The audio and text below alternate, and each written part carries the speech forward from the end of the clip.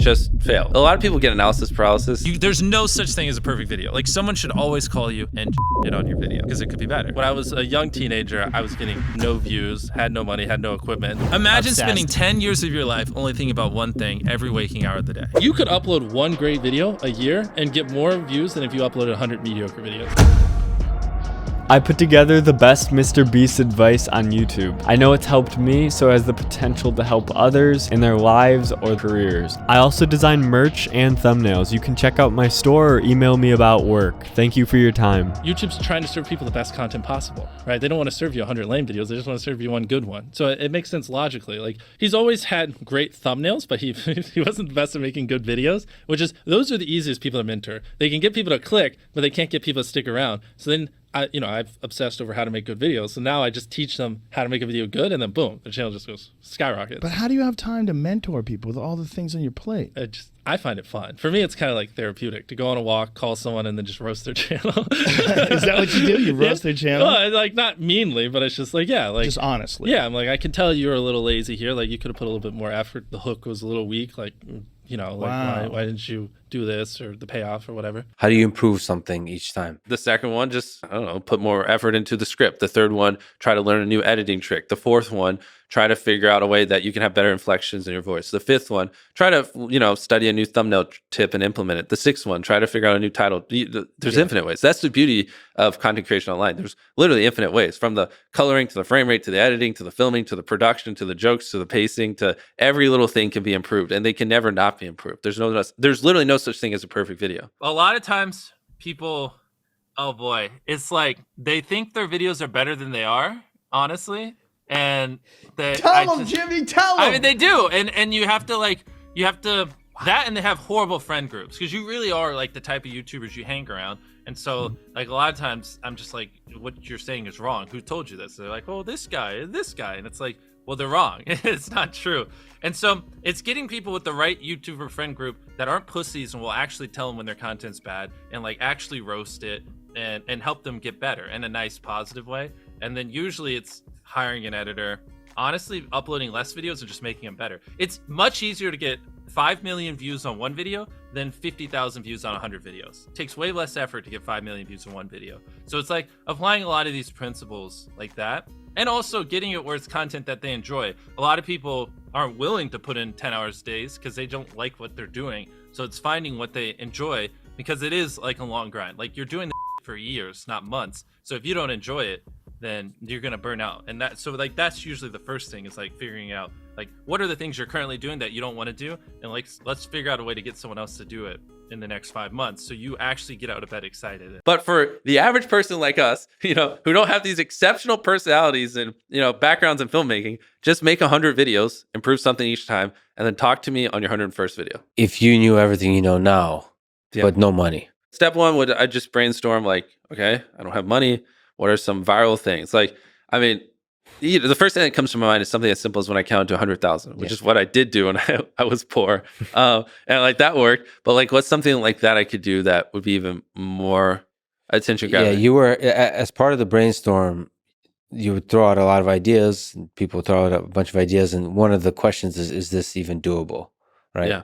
First off, come up with ideas you think would do well, and then ask yourself later if they're doable. Yeah. Because there's different ways you can accomplish something. Don't be cynical about the doability of stuff. Yeah, because there really are so many different ways you can. The biggest thing is obviously a clickable thumbnail and title, interesting stuff, yada yada. But is it something that people will genuinely want to watch? Essentially, your title and thumbnail set expectations, and at the very beginning of the video, to minimize drop off, you want to assure them that those expectations are being met. If you click on a video where, of his, where it's like, Tether is a scam, and then at the very beginning he starts talking about literally anything else, then you are like, oh, this is bullshit. This isn't what I clicked on. But if at the very start of the video you go, Tether is a scam, and I'm gonna teach you why, then it's like, okay, you match the expectations. So at the very beginning, match the expectations, and then you want to exceed them. So you want to assure people that what they clicked on is what they're getting, and then blow their mind and be like, but you're also getting even more.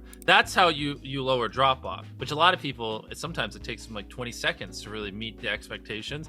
And so you lose, like, that's where you're going to lose everyone. Everyone's videos start like this, and then it levels off.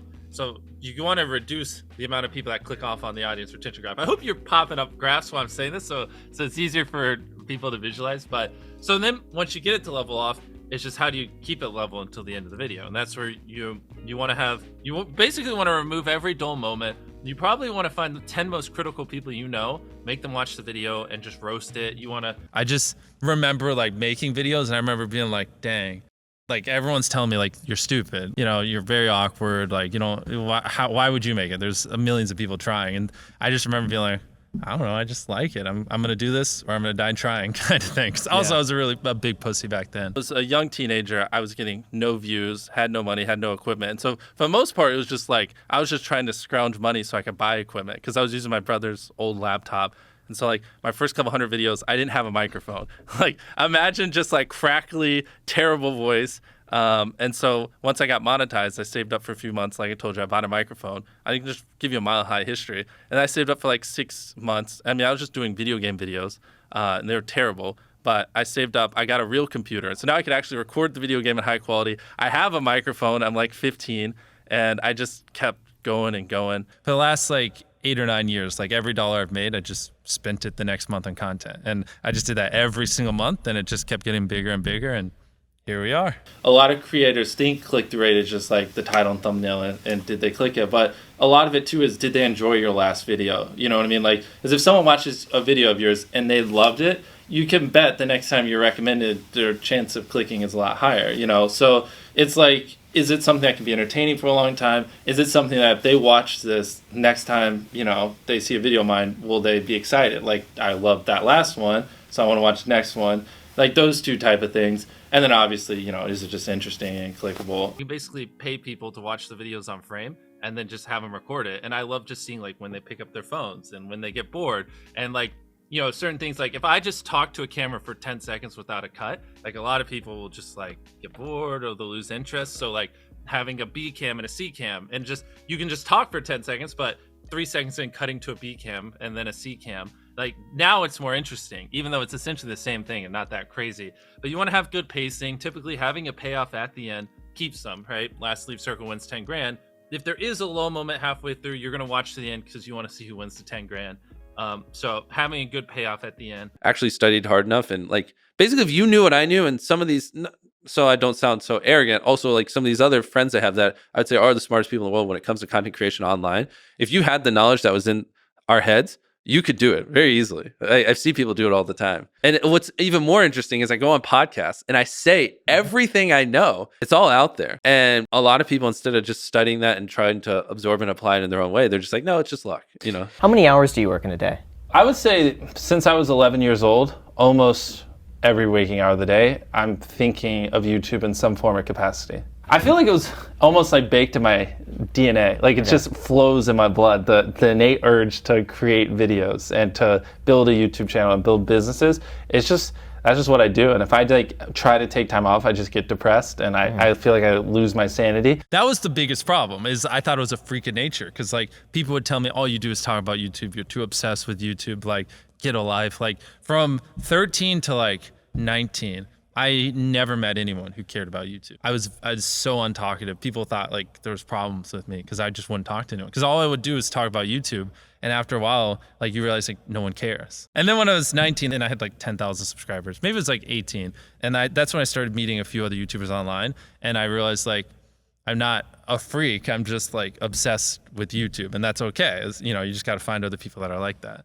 If I spend, me and my team spend like 10 times more time than everyone else brainstorming ideas, which we probably at this point spend 100 times more time than everyone else, we spend $500,000 to $1 million a video, whereas normal people are spending like 1,000 or 10,000 is an expensive video now. And we just, you know, sometimes we're filming for 3 or 4 days, like 10 hours a day, you know, 30, 40 hours of filming plus months of setup, whereas most creators probably film for a couple hours and set up for a day. I think for us, you know, by always doing all those things, it just distinctively sets it so far apart that it's basically, in my head, it's like, why would you not watch it? You know what I mean? Oh, and the thing is, like, as long as you're reinvesting everything and you're constantly innovating and adapting, it's pretty hard to fall off if you're like putting in the effort and stuff. Easy like that. for you to say, dude. All you do is put in the effort. You're a workhorse. And even when you're not working, like you started taking those like therapeutic late night walks Yeah, I call him all the time. I get like 1 out of 10 times he answers. Like you can elevate your content by being more creative, spending more money, putting in more effort. And there's like all these different things. And so like one of those just has to be going up, not all of them, each video. And if you do it that way and strategic, it's easy to constantly innovate. You're extremely diversified. And the type of content, exactly, because that's the thing. Like, well, it's not even just in content, bro. Like you have so many different businesses. businesses. Yes, let's talk about that shit. Well, let's say you lose money in a video, you're like, well, MrBeast Burgers is popping off this week. Yes, weirdly enough, the best thing for my mental health was giving into my innate nature to work. And the most depressed I get is when I try to restrict it and like I don't work weekends or I don't work this day.